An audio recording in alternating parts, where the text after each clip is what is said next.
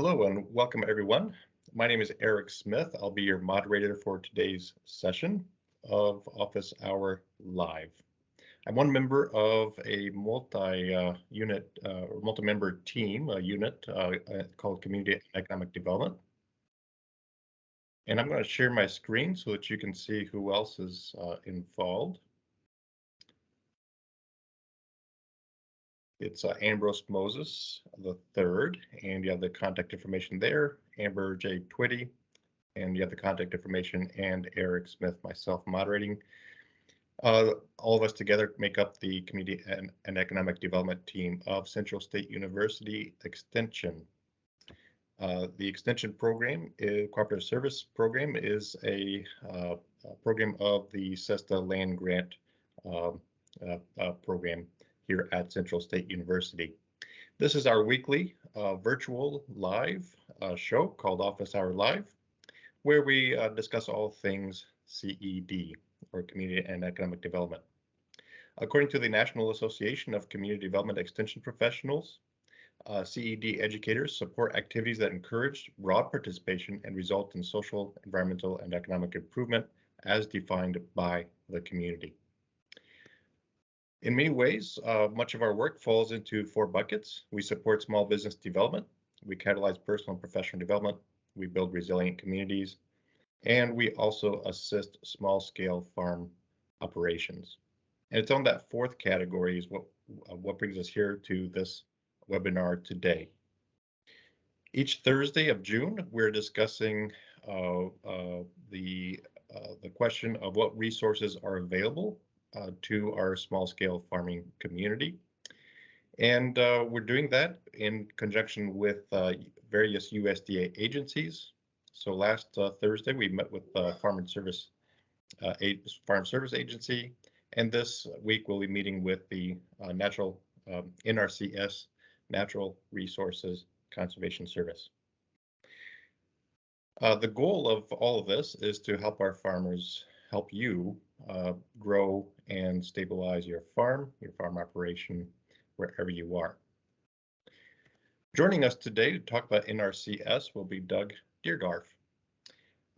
Doug is an NRCS resource conservationist with over 35 years of serving farmers with land stewardship and conservation assistance.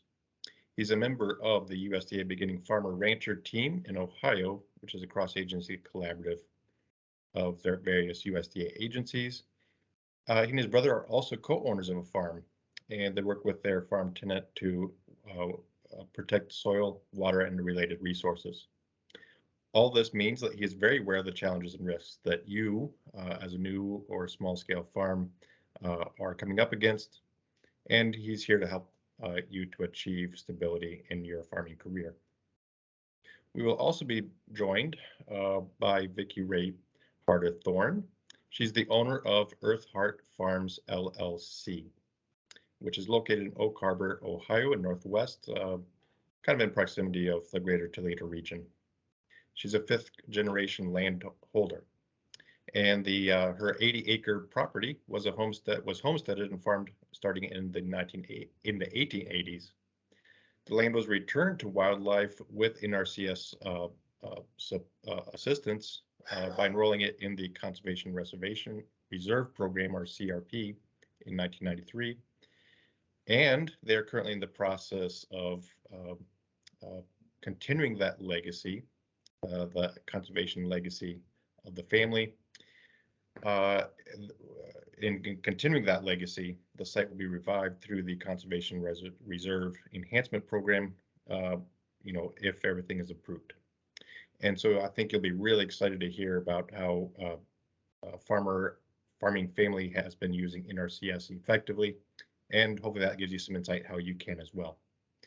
So with that as an introduction, I would like now to go ahead and let Doug take us away. And Doug, if you could feel free to start us off by sharing an overview of NRCS, Natural Resources Conservation Service, and maybe even share a little bit about the new the Beginning Farmer Rancher initiative or team, if you care to share that as well.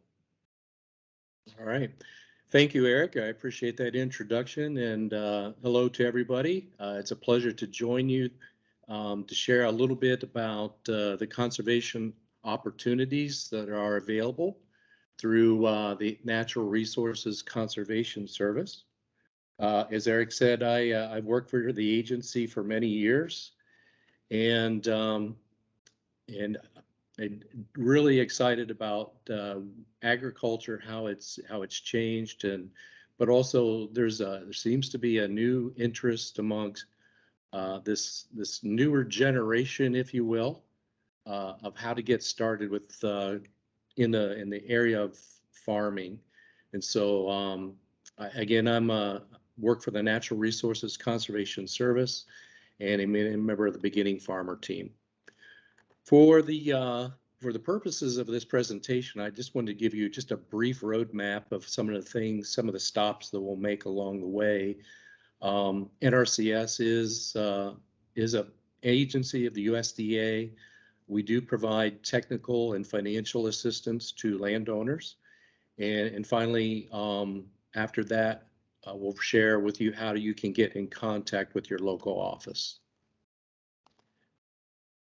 For the purposes of beginning farmers, NRCS uses a definition of a farmer or rancher who has not operated a farm or has not operated one for more than 10 consecutive years and is personally involved in the operation of the farm. And so that is the litmus test that that we use to determine a beginning farmer status. What is NRCS?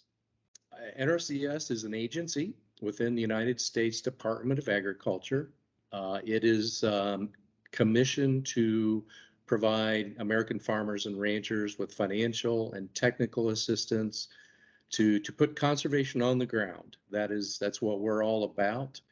And we do that by working with private landowners to recognize and assess resource concerns on their properties and provide treatment alternatives to solve those problems. Saying that, our assistance is customer focused. Our customer is the #1 priority within the agency, and trying to provide both technical and financial assistance to that client, because they're the ones who actually make the impact on the land. And so we endeavor to try to provide whatever assistance they can to make those land improvements. What is technical assistance? NRCS has its history as an agency that was created out of the Dust Bowl era.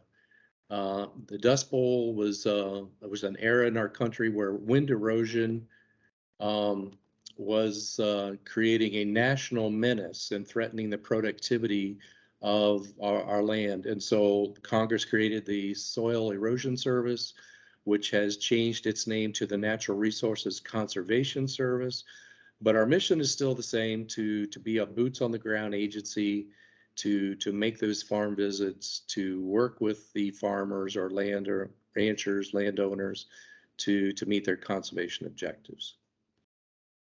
How do we do that? Well, NRCS uses a pretty technical workforce. We have a variety of technical disciplines, and we also work in partnership with the Soil and Water Conservation Districts, Pheasants Forever, which is a private sector partnership, and the Division of Forestry. And so we leverage their assistance as well to bring just whatever technical discipline that might be needed by that landowner to address the resource concerns and their conservation objectives. So how do we start that journey? Well, it can start as easily as a phone call to contact the local NRCS office.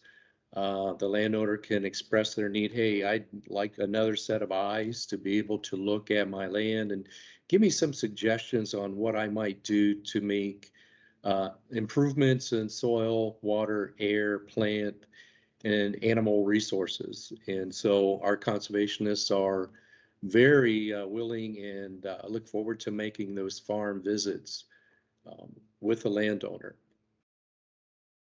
To give it a little bit more of a depth, what actually happens on those visits is we like our conservationists to walk the farm with the landowner and help that landowner with, again, just another set of eyes to identify what are the problems, what are the concerns that are affecting soil and water, air, plants, animal resources, and also to listen very carefully to what the objectives are of that landowner. What are they concerned about?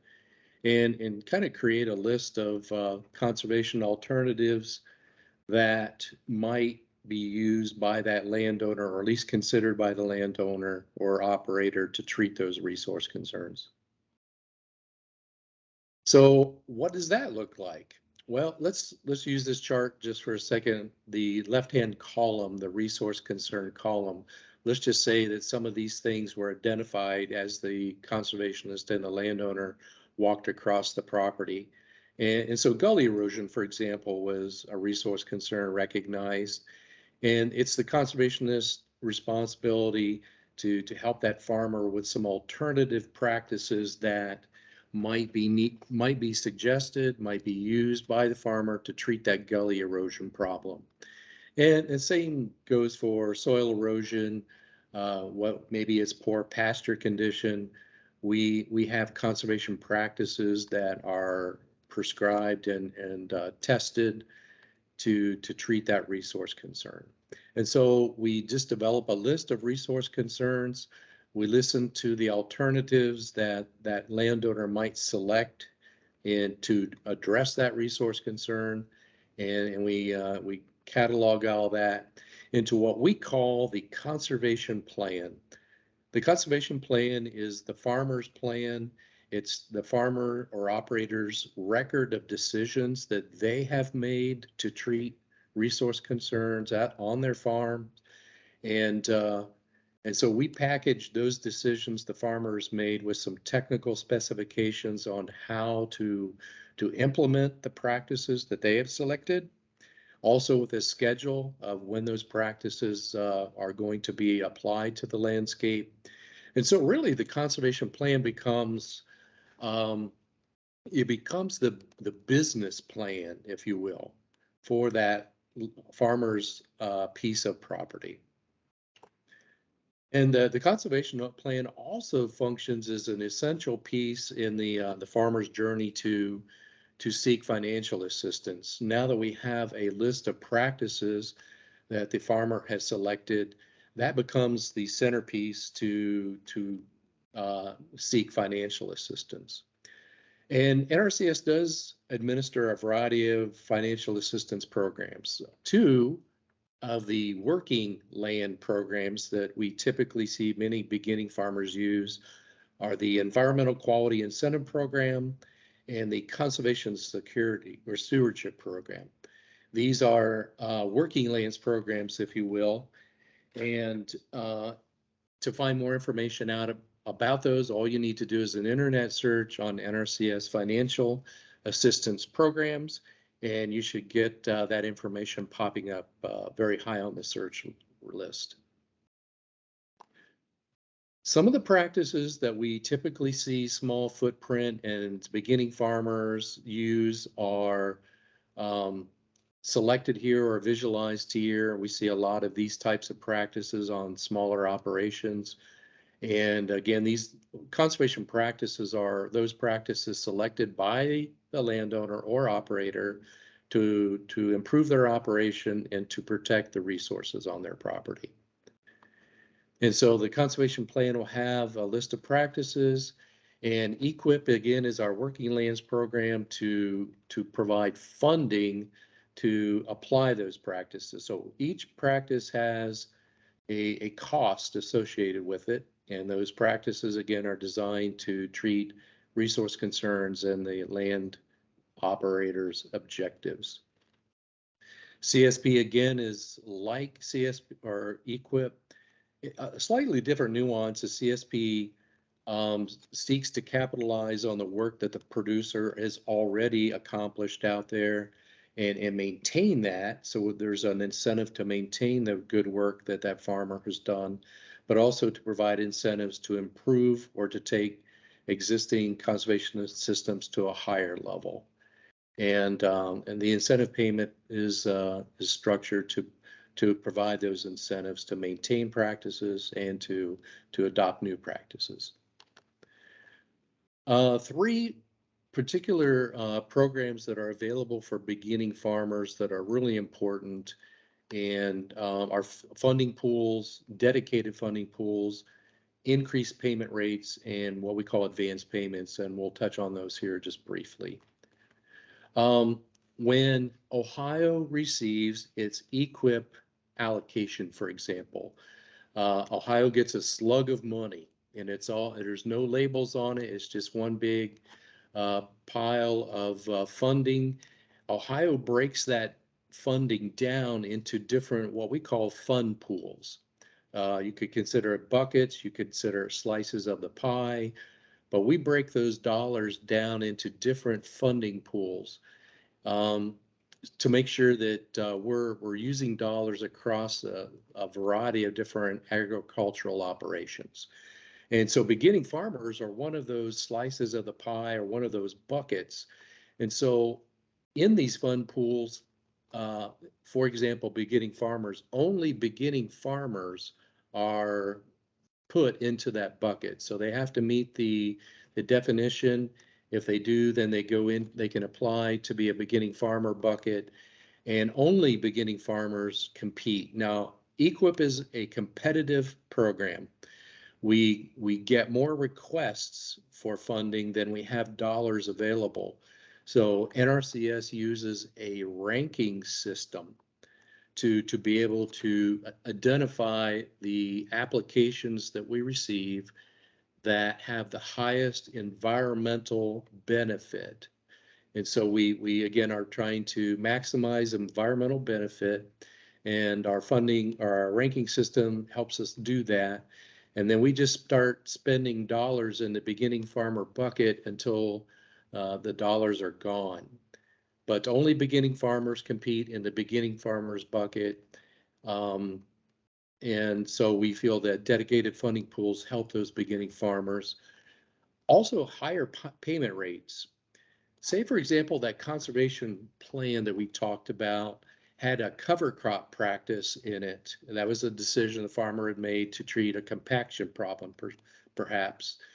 NRCS has a payment rate for a cover crop practice at $60 per acre.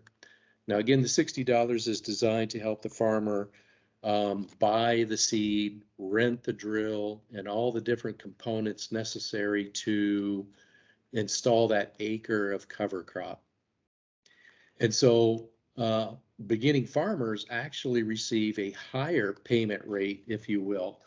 So instead of the $60, which is typical of a routine, quote unquote, EQIP program or project, beginning farmers will get in the neighborhood of $71 to $72 an acre.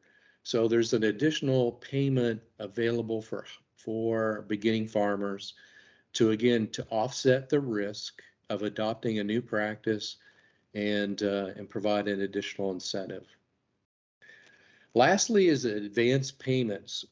The way EQIP typically works is that NRCS makes the practice payment after the farmer has installed the practice. And so the farmer has to use out-of-pocket money to buy all the inputs necessary to put that practice out there on the ground.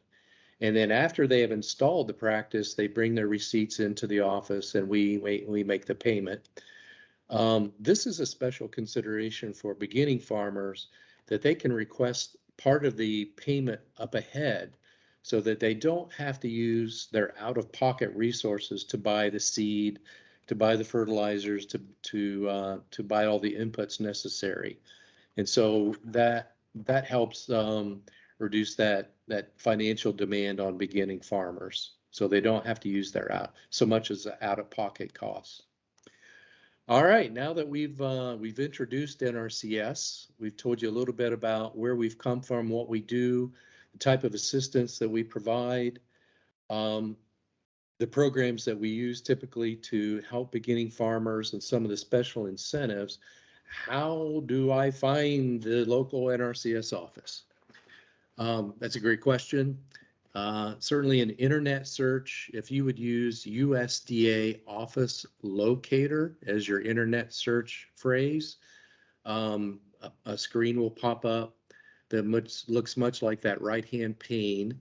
It might have a map of the United States. You just select Ohio.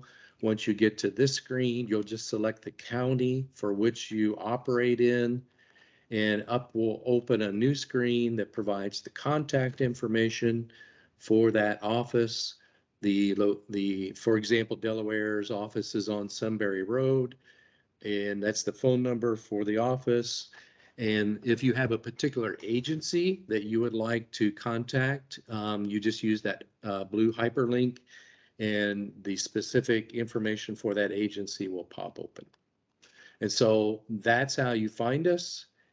And also, NRCS has a very nice website. If you just do an internet search, NRCS Ohio, the search returns should give you a very strong return there. You just click on Ohio NRCS, and this screen will pop up a variety of information about our technical financial assistance, some of the recent news, information on programs, and also another really great resource for beginning farmers and ranchers is the farmers.gov website. This website provides just a variety of information for beginning farmers and is a great resource. All of our services are available on a non-discriminatory basis. We work with anybody, and look forward to that. And again, my contact information is listed there on the screen. Please feel free to get in touch with me. Email is good, and we just look forward to working with you. All right, Eric. Great. I'm going to return it back to you. Yeah, really appreciate that amazing overview. Thank you so much, Doug. Yeah, I'm curious before we transition to Vicky. I'd be curious. I know in people I've worked with, for example, sometimes they want to extend their growing season, and so sometimes they'll ask me about opportunities for a hoop house or something like that. I wonder if you could use maybe a concrete example like that to sort of walk us through what that might look like to use USDA and NRCS programming for a practice like that.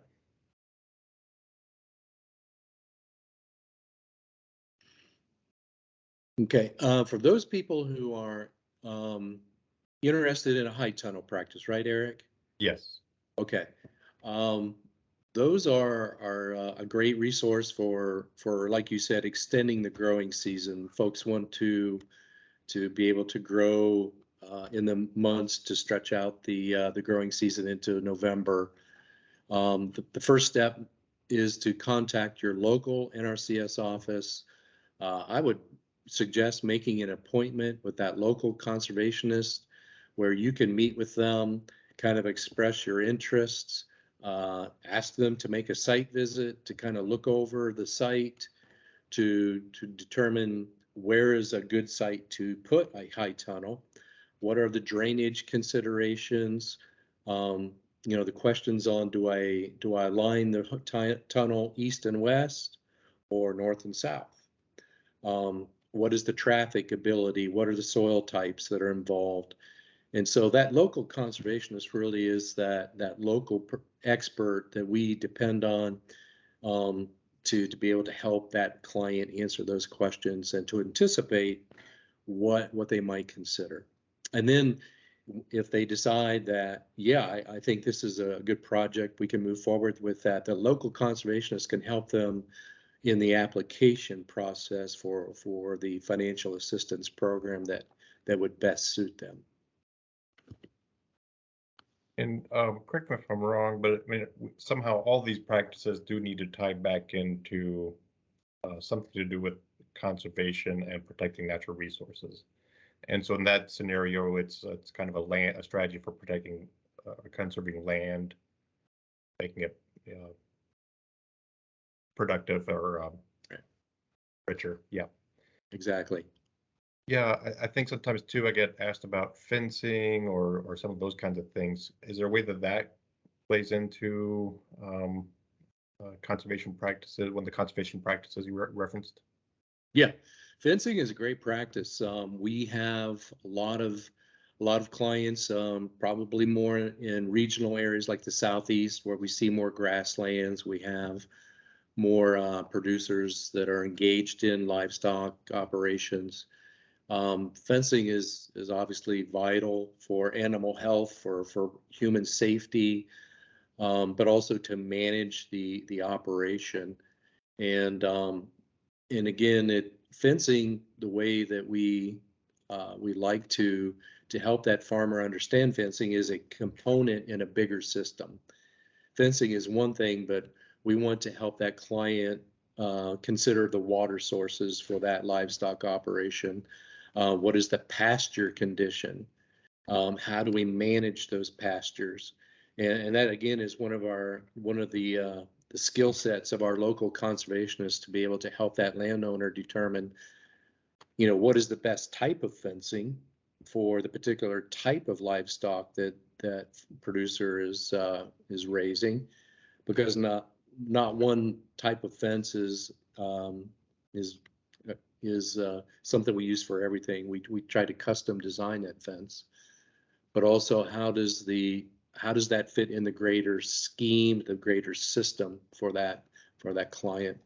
Also, we use fencing, Eric, to protect livestock from woodlots. We like to fence livestock out of woodlots to be able to preserve forestry resources. So we use fencing for a variety of purposes. Yeah, and I wonder, if you could share, and then I want to bring Vicky in, who's used some of these practices, but I wonder if you could share, I know you spoke to this, but maybe just to reiterate as we transition into Vicky's piece, but when you talk about there's limited resources for the financial side of this, what are things people need to be, what can they do to best position themselves to succeed in an application? What are the things what are the criteria that'll definitely screen people out, or that might give them an advantage? Does veteran status or other things like that play into this? Right. Yeah, we get that question quite often, Eric. Folks ask us, we understand that EQIP is a competitive process. Every year there's not enough dollars to go around. And so again, I talked a little bit about using a ranking system that we use to help identify which of the applications that we receive has the greatest environmental benefit. What application presents the greatest potential to protect natural resources?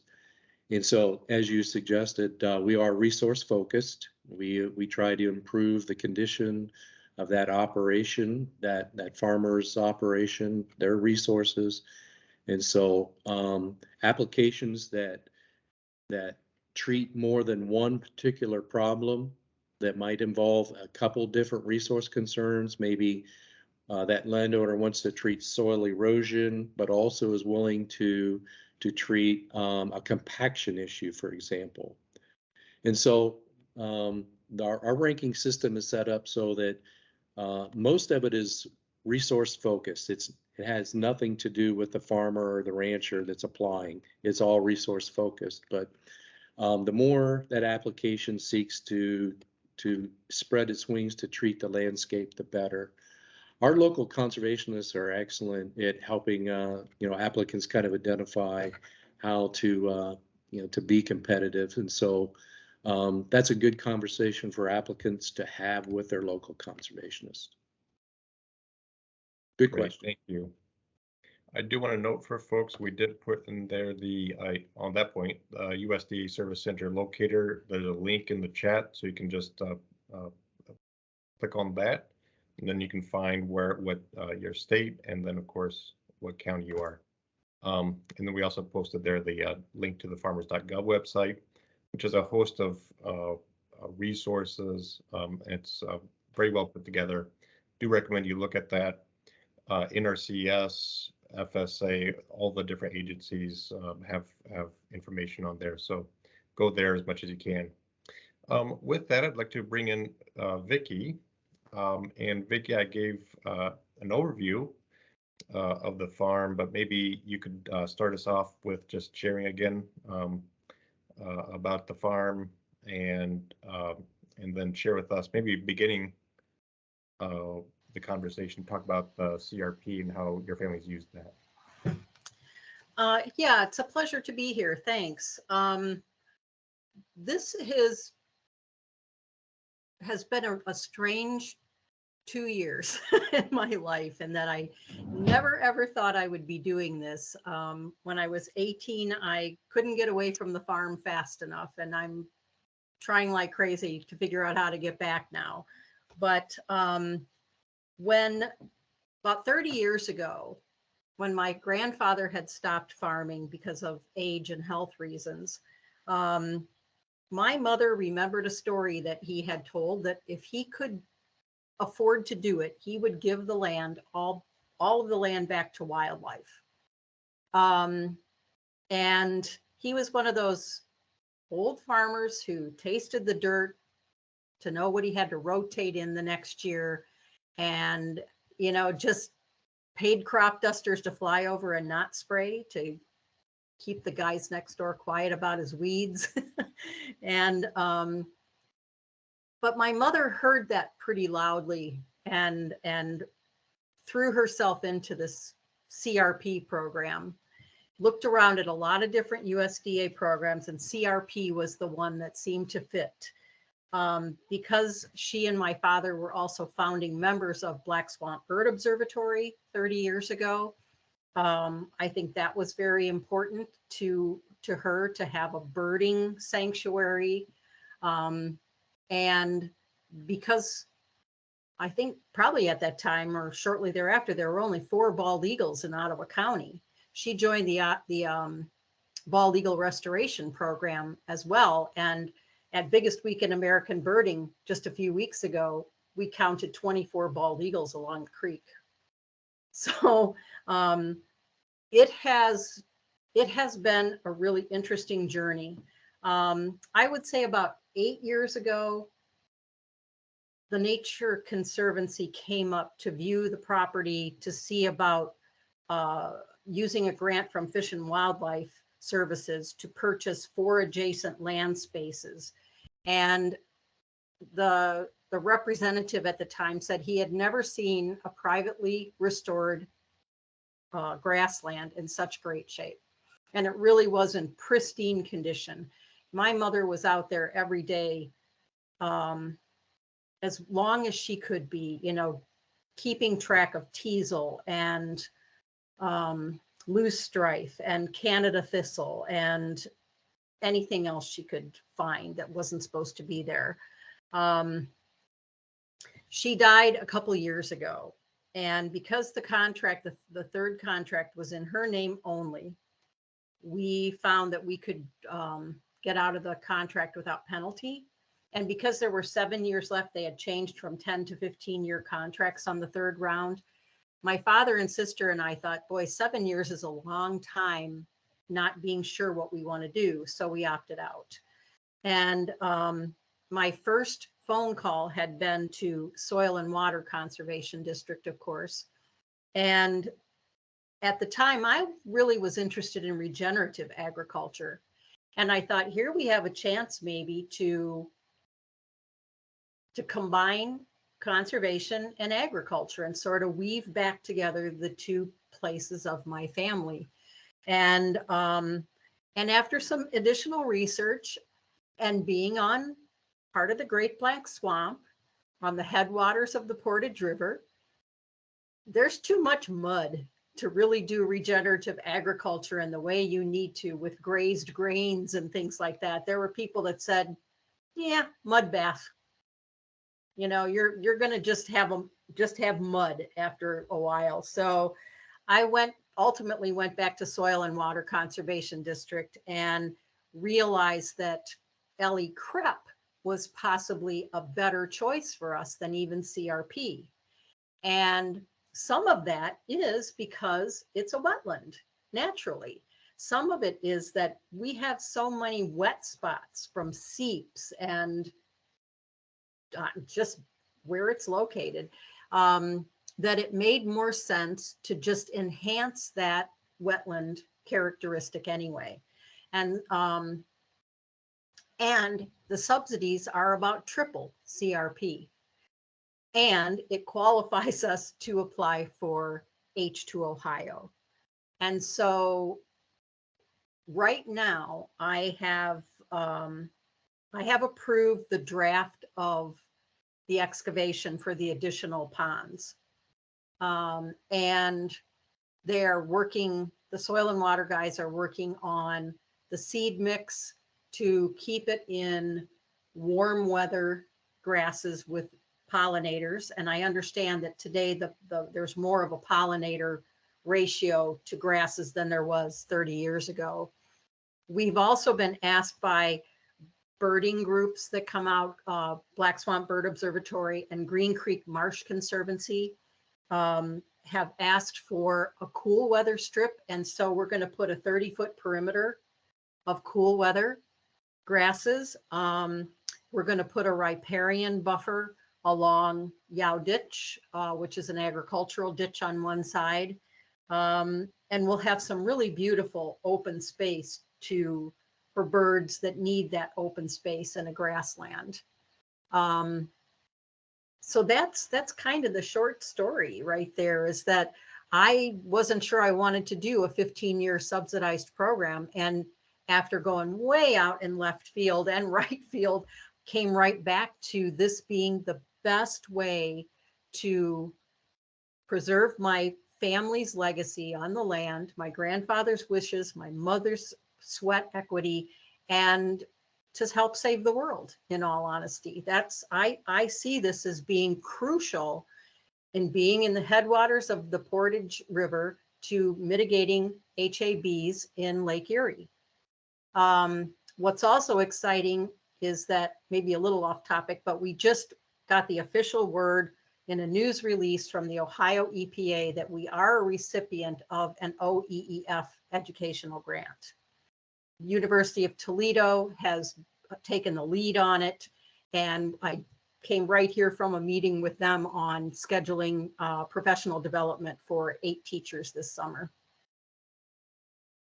So lots of nonprofit groups who have come on board to help us with the educational components. So it's fantastic. I'm honored to be able to do this. And I applaud the USDA and all of its agencies for offering these programs as alternatives to what's available in the mainstream market. Yeah, no, thank you so much, Vicki. Really appreciate your sharing that. And you, since our first time meeting, it was so clear that you're a force to be reckoned with, and you're a person of vision. And so just appreciate being able to have you on the show and to share that with the world. For those who are following us, can you say once more what CRP? What is that? And CREP, CREP, what is that? If you could at least give us the name.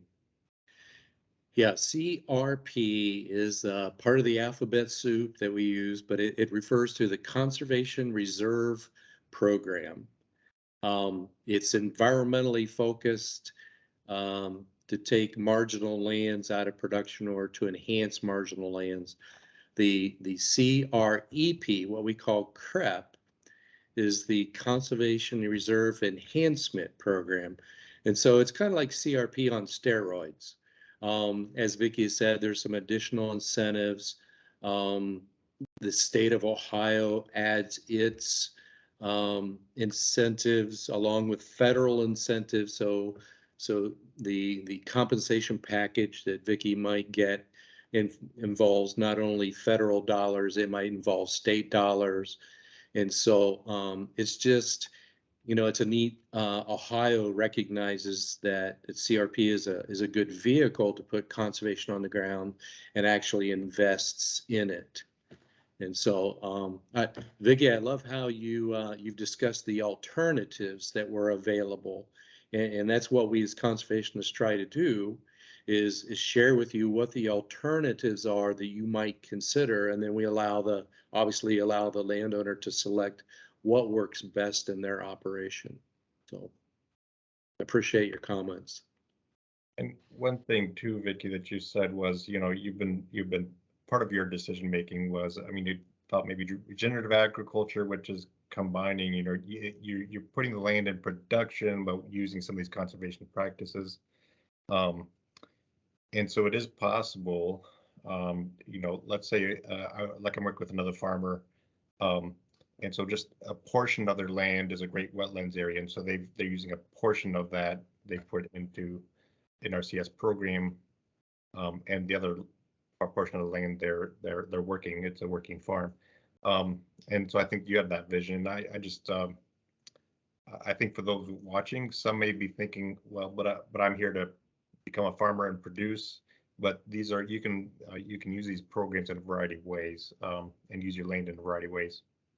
Yeah. I looked at CSP. I can't remember what the S stands for. Conservation. Stewardship. Yeah. I looked at that as well, but I thought there again, for our particular, it's already an established grassland that unfortunately has not been as maintained as it was when Mom was alive. And so gray dogwoods are taking over right now, and reed canary grass, but that will be addressed this fall and we'll start over, or we'll revitalize the land. That's what I think, because there's such a healthy seed bed there. But CSP, I thought, was a very interesting program as well. If you want to dip your toe into those waters and see if CRP is a fit for you, maybe start with CSP. I don't know. Can you talk about CSP just a little bit at a high level for our audience? Yeah, I'd be glad to, Amber. As Vicki said, that CSP is an alternative. It's an alternative program. It is a working lands program. And so as CRP, the Conservation Reserve Program, might be more of a rest type program for certain portions of agricultural land. CSP, the Conservation Stewardship Program, is designed to take advantage of the good work that the landowner or operator already has done. So we want to recognize that there are farmers out there that are doing an excellent job, and CSP wants to reward that or recognize that, but also take our stewardship to a higher level in places where that's possible. So, for example, maybe that landowner has a pollinator plot, as Vicki may have talked about. We say, hey, that's a great thing, maintain that, but maybe we can do some other wildlife enhancement practices over here, or maybe we can do some cover crop practices that provide some additional benefit over and above what is already out there. And so, yeah, CSP is a working lands program along with EQIP, but there's just different programs for different objectives that landowner may have. And the neat thing about what Vicki was saying is they can be mixed and mixed up, what to accommodate whatever that piece of land needs the most. But the key is to make sure the starting point is to go onto the map, the locator for the office, the Nrcs office, and see who's in your county, have a sit down, let them know what you want to do, and that's the beginning, the starting point. And what I'm hearing as a lay person in this space is every farm is going to be a little bit different because your soil content is different. You know, I'm in Cincinnati, Miss Vicky, so we have probably a lot more clay in our soil than you do up closer to Lake Erie. So the temperatures are in a valley, so you get a lot more snow and stuff than we do. You will get 10 inches of snow, we'll get some rain, right? And at the same time. Right. So all of those are different factors. So I appreciate you sharing. It's very interesting. I look forward to coming up your way to see the lands. I think I'm going to have to take up bird watching now. Um, and congratulations on your grant. And you're a prime example of just showing how you combine government resources, the university resources, um, to sustain and build upon a legacy. So I thank you for your commitment on all of that. You know, you make me excited, and it's not even my area of expertise. I'm like, I want to learn more. So you are awesome. But once again, you know, for those listening, go to farmers.gov to learn all of the different programs, and make sure that you reach out to the different offices. And one of the good things is it's not an either or. You can combine the different programs to cater to the needs of your specific property. So we're all here for you. So I just wanted to make those comments. And then, Sorry. go ahead. Oh, I was just going to ask if James had any questions. He's on our Family and Consumer Sciences team, so I didn't know. I know his wheels are always burning. He'll probably, don't be surprised, James, if Doug, if James reach out to you, because he comes up with an idea on how he can combine some of the things you all do with the programming that they do. Excellent. While James is thinking about that, Ambrose. Yes. It sort of caught my attention. Earth Heart Farms LLC, and so I wanted to ask a question, essentially, of both of you, Doug and Vicky. First, Vicky, it appears the farm has been in your family since the 1800s. Is that? Mhm.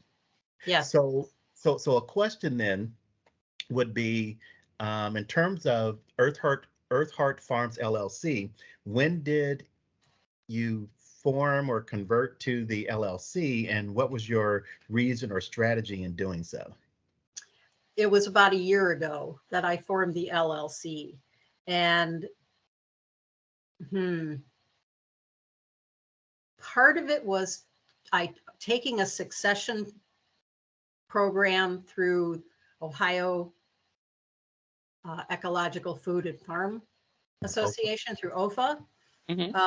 That was highly recommended, to form an LLC to keep everything very separate from personal liability. And so in working with a state attorney who owns farmland and is in some of the subsidized programs as well, he has some in production and some in conservation. We just felt like that was the best way to simplify operations. And because I live in Illinois, and because my sister really doesn't have time maybe to manage, it was just simpler to form an LLC and have everything laid out in an operating agreement. I know that in 15 years, the options are going to be to re-enter CREP or to put it into an easement in perpetuity. And so I'm turning 67 next month, and I'm fully planning to be here in 15 years to help make that decision. But I wanted my kids and my sister's family to understand where the succession would go. And it makes it, there again, it makes it so much easier for them. Yeah, that was it. Suggestion of OFA, ease of operation, reduction of personal liability. That's important. As an LL, and I did not form a nonprofit LLC because that's not my mission. We work with area nonprofits in our programming, but we don't need to be a nonprofit and take that extra layer on top of it. So. Okay. Well, thank you for sharing, and that was really insightful in terms of your reasons and strategy, and those are some of the things that we would sort of inform or suggest to individuals or families or groups as well. So related to that, Doug, is the structure or the ownership of a farm or of the property, does that come into play, or how does that impact access to the programs that you have at NRCS? Yeah, Ambrose, that's a good question. As I said, we work with anybody. An LLC obviously has people who are members of the LLC, and so an LLC can be an applicant for a federal program. It's a little more, I don't want to say it's complicated because we're good at working with groups, but there's obviously, we have to know who all the members of the LLC are, who they are, and is there agreement that this is something that they wish to do collectively. Maybe one person in the LLC wants to do it, maybe another person in the LLC doesn't want to do it. So, we have to kind of work through those issues. But yeah, we work with LLCs, we work with partnerships, we work with a lot of different structural entities in our programs. Okay. And our local conservationists will help those folks work through that. Okay. I have another comment about that too, in that we had some land conservancies that were interested in purchasing early on, but they have to do some fundraising first, of course, and they wanted us to put in like a perpetual easement first, which is a big step. By forming the LLC and being in the CREP program, or another long-term subsidized program, the land conservancies could come in and purchase the LLC, including the subsidy. And then the family isn't subject to those penalties with interest for getting out early. Am I correct, Doug? Did I really hear that correctly? Yeah, that's a good point, Vicki. There are succession language in contracts that, so if properties change hands, there's provisions to track that succession. Yeah. I see that James turned his camera on, which means he's looking to ask a question. I don't want to put you on the spot, but. Yeah, absolutely. Hey, good afternoon. Thank you guys. Good information today. Man, I learn every time I jump on here on Thursday. So thank you for inviting me and keeping it out. I guess my question, because as Amber said, I am in family and consumer science. We are beginning to work with, just different people, and some of them have like farms, or we call them farms. I guess my first question would be, what is considered a farm? I mean, is my backyard a farm? Do I have to have an acre? Do I have to have it designated? Like, what is a farm? Yeah. Yeah, it's a good question. James, thanks for asking. We do have